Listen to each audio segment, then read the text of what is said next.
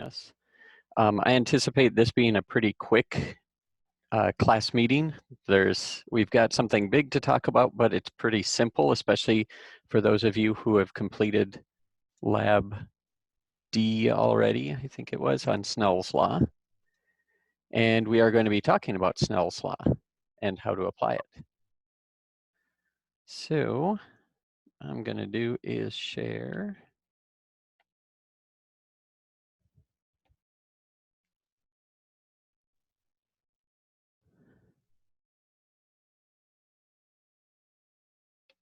Go back to here, and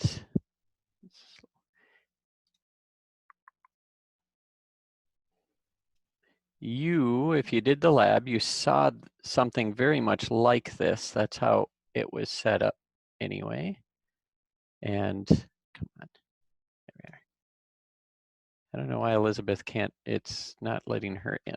But if anyone gets a message from her, I did click the let her in button, so we'll see if it comes through.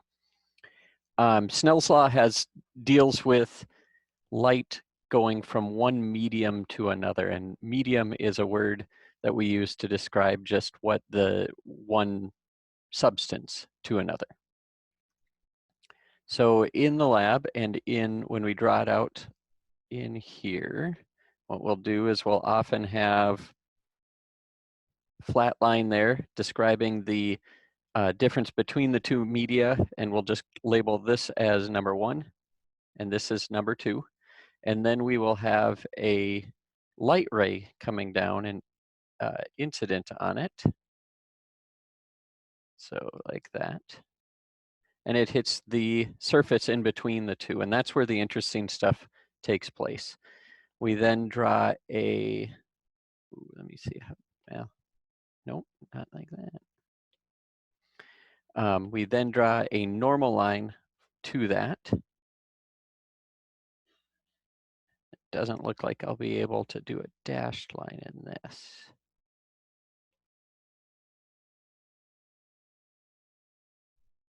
It's okay, I can't move it around well either.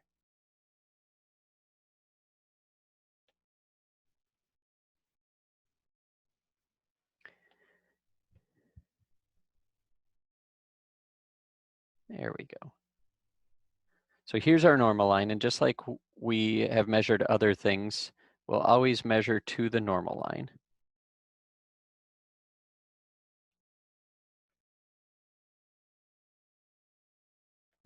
We'll call that theta 1.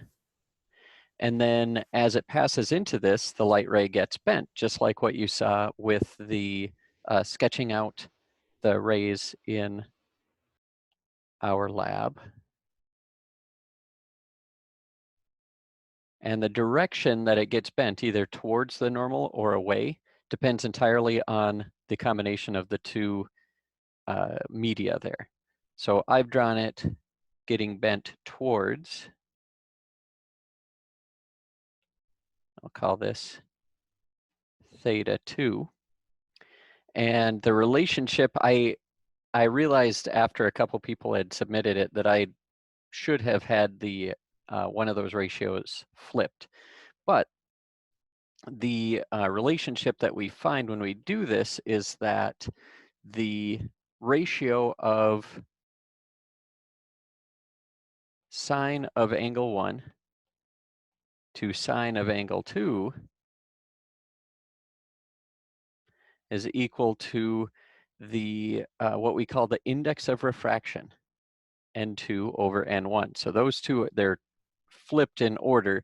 Another very common way to write this is that N1 sine theta 1 is equal to N2 sine theta 2.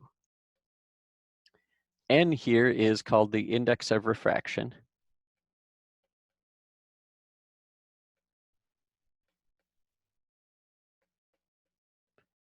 And it relates the speed of light in the medium to the speed of light in a vacuum. And the speed of light in a vacuum we label as c, v for the speed of light in that medium. So c is a constant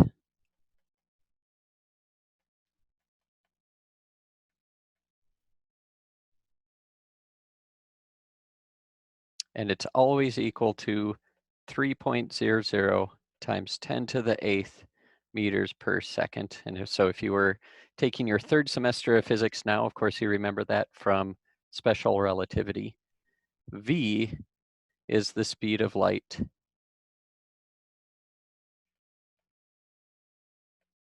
in that medium.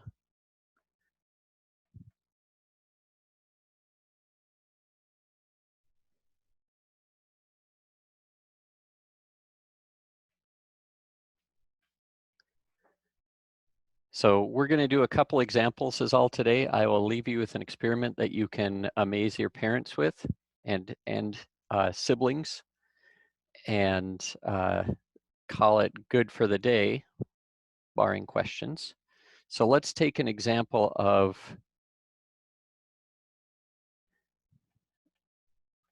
a light ray strikes the surface of water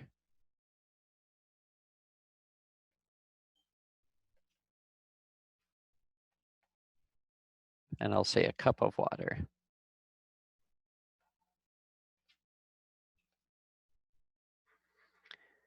At an angle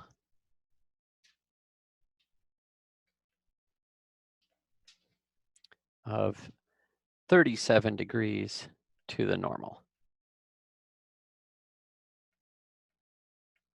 And I'm curious to find out to what angle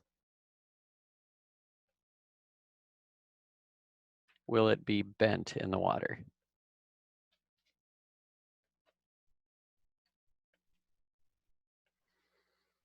Okay, so I would sketch out like what I had up above.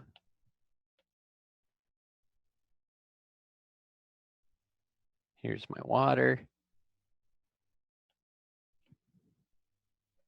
It's not great, not very flat.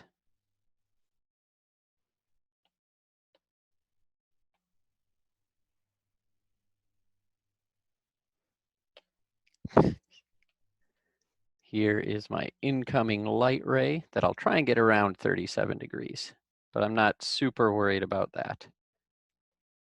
Right, and then from there, I want to draw my normal line. Usually, again, this would be dashed, but I cannot do that here, or at least not easily. And the angle I described is right here. So this is my 37 degrees.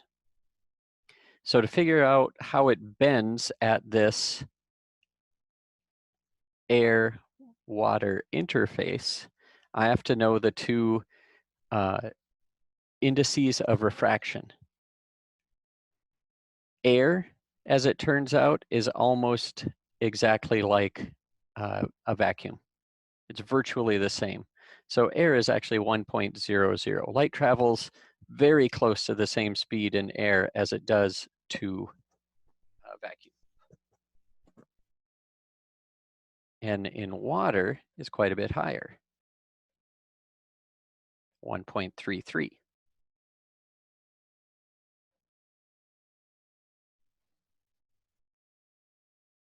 And then I can write out that Snell's law. I usually use the second way that I wrote it, so the single line, so that n1 sine theta 1 is equal to n2 sine theta 2.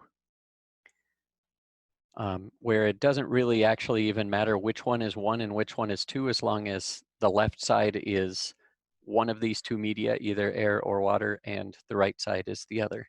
But if I'm calling this one up here theta 1, then I want to find theta 2, and I have to isolate that and find it. So I'm going to divide both sides by n1. I'm sorry, n2.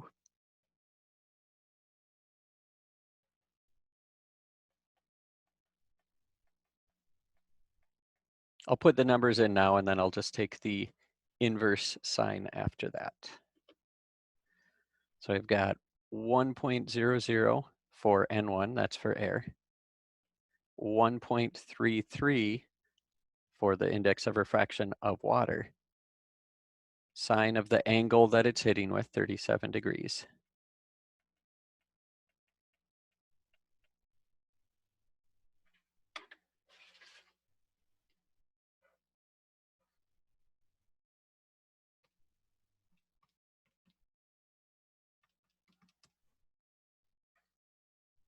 Get 0.452, that's equal to sine of theta 2, and then I take the inverse sine of that.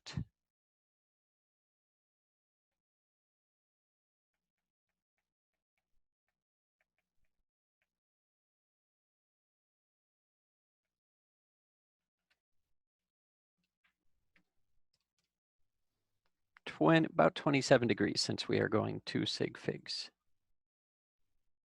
So it's bent towards the normal, and you will see that every time you're going from a lower index to a higher, that it gets bent in towards the normal line, and that mathematically is simply showing that if you have a higher index, you need a smaller sine.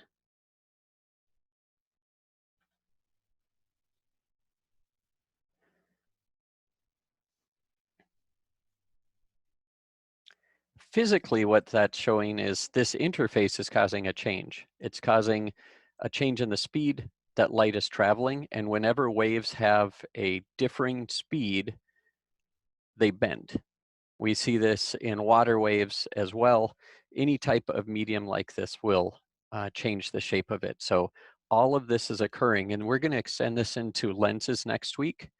All of this is occurring because we're changing the speed of light. When those of you who have glasses, how many wear glasses sometimes? How many of you have high index lenses in your glasses? Regular. So there are different options in lenses now, and that's come about in the last 50 years or so. Used to be glass. Glass has an index of refraction of about 1.5 to 1.6, depending on the type of glass. We know that glass is fairly heavy. If you've got, like the glasses I used to wear were very thick, and so they would, leave dents on my nose and extremely heavy. So as soon as we could, we got polycarbonate lenses. And so polycarbonate has a higher index of refraction. I'm going to look up right now. 1.67 apparently are oh, okay, that's not helpful since you don't know what it is. They might be.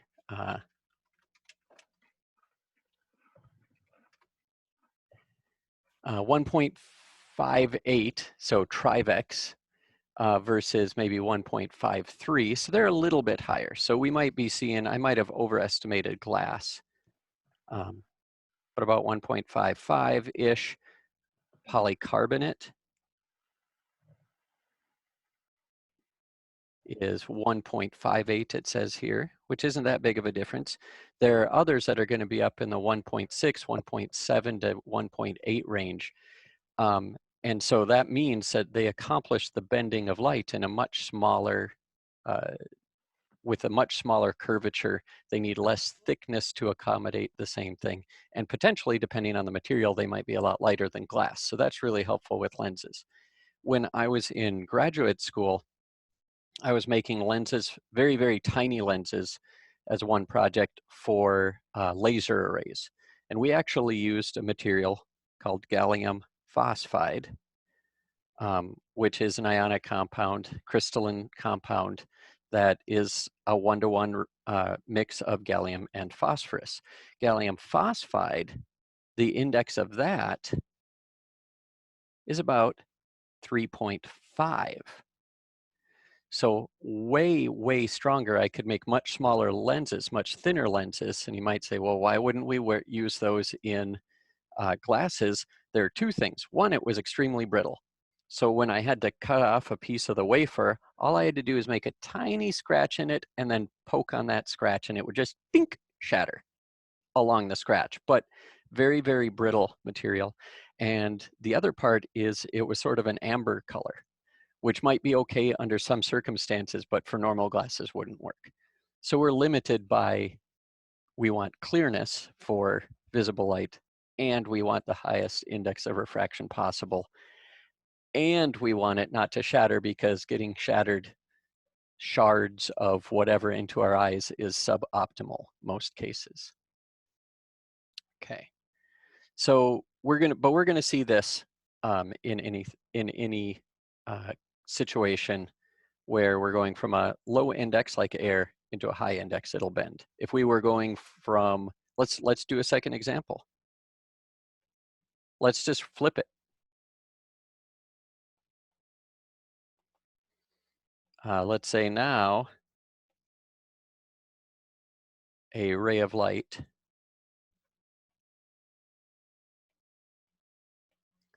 strikes the water air surface from the water side.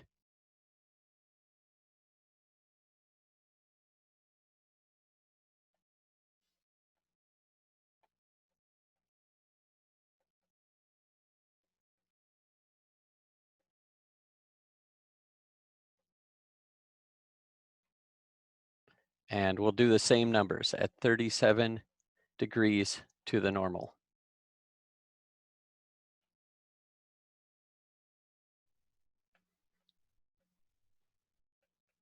What's its angle in air? Normally I would give you a couple minutes to work this one on your own, but as we have limited time, I'm going to plow forward with this example. Draw it the same way.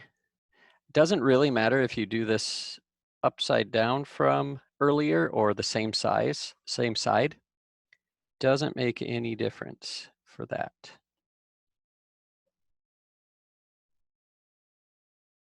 Since we usually do have water below air, I'll start from the bottom.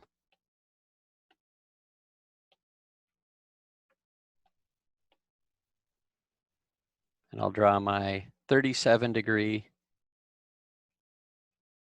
incident angle here. Again, we have water and air. Again, the indices of refraction are the same as before.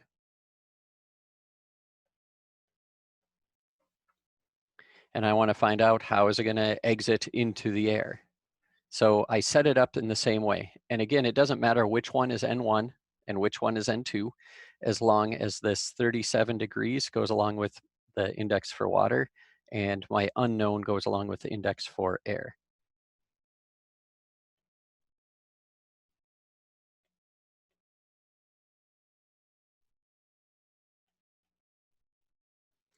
So I'll start in water. So 1.33 times the sine of 37. Index of air is 1. So multiplying that left side together,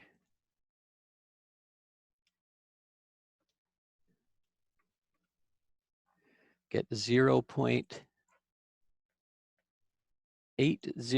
Of course, the 1 is unimportant in that case, or at least it's easily handled.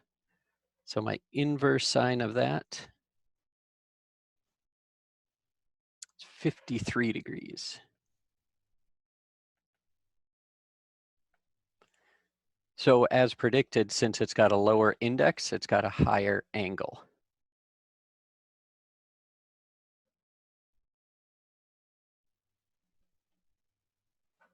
Like that.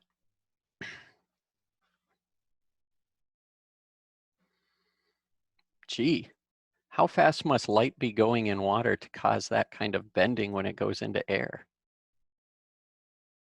Faster or slower than in a vacuum?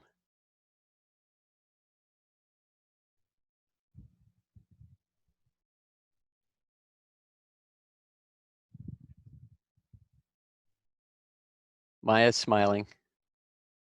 Why are you smiling, Maya? We're gonna guess slower How come, Maya?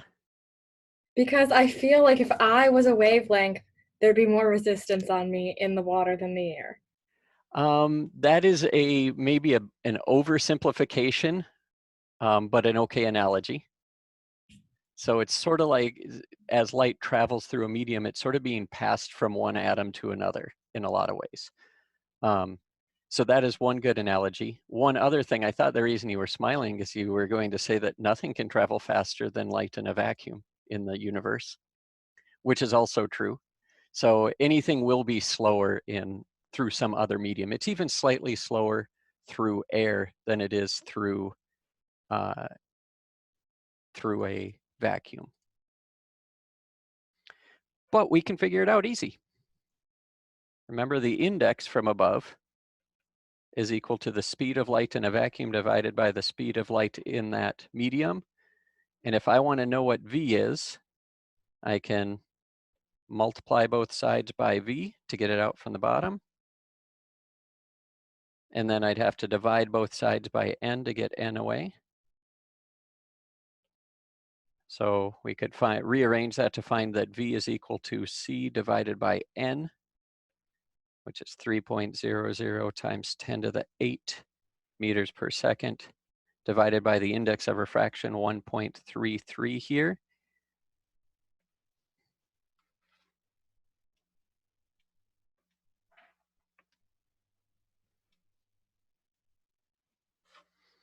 It's 2.26 times 10 to the 8 meters per second. And so another thing that this means is that since speed of light in a vacuum is the fastest anything can travel, an index of refraction can't be lower than 1.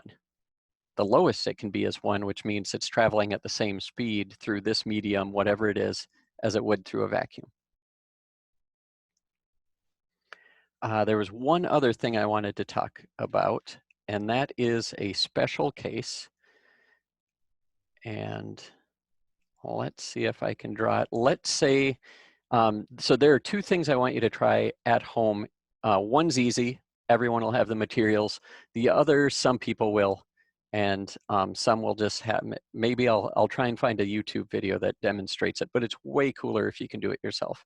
If you have, so the first one is get a cup of water. It'd be okay if it were a mug. Don't do it right now. And put a coin in the bottom of that mug. It's got to be an opaque mug so you can't see through the sides. And put a coin in the bottom. And what you're going to do is take your mug, like so. Cans don't work. You got to be able to see into it. And take a look down into it so that you can see the coin. Then back away until you can't see it anymore. So you know it's still there, but it's just out of your vision, hidden by the lip of your cup. Then take water and slowly pour it into the cup without moving your head and still staring and see what happens. I'll check in tomorrow. The second one is if you have an aquarium, this will work. It probably will not work with a bathtub.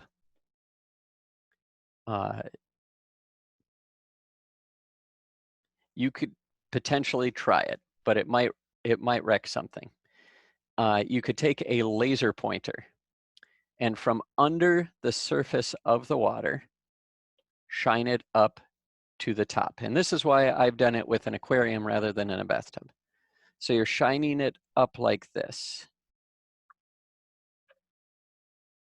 Now it's just like the what we had talked about before. Of course, there would be a little bit of bending right around here. We're not really interested for this demonstration in that case. I'm gonna put a line right here for our normal. Now let's say that I want to do some mental math here to make sure I've got my numbers right.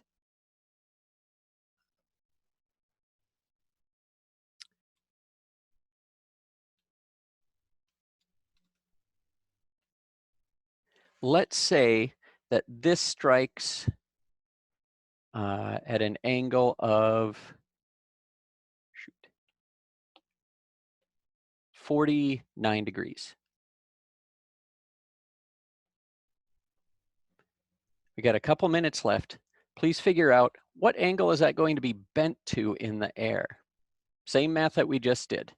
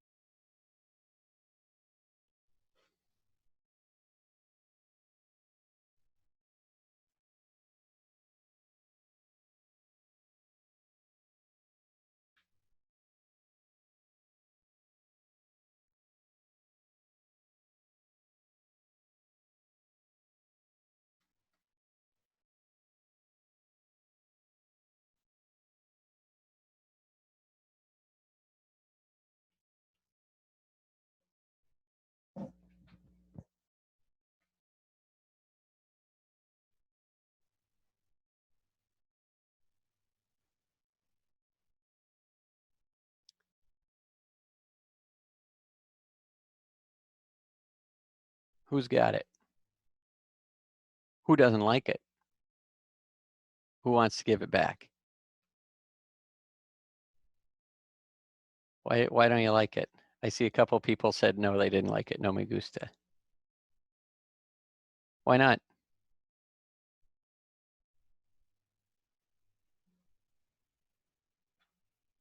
It's a safe place. You can I'm share with not me. sure if I just like did it wrong or something, but when I tried plugging it in, it gave me a domain error.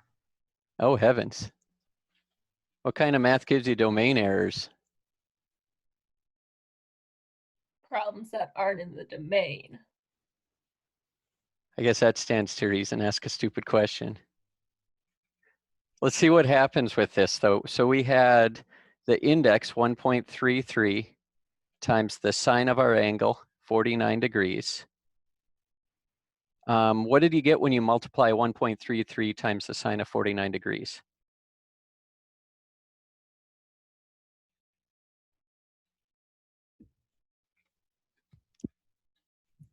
1.0037. Yeah, 1.00 and maybe a little bit because I rounded up. Okay, we know the index of air is 1.00, so we can just divide that out times sine of theta 1. What's theta 1 what's theta when sine is equal to 1?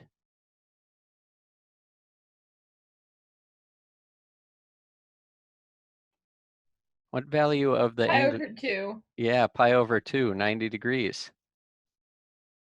That's why you're getting an error. It's not bending it like quite like this. It's bending it like this.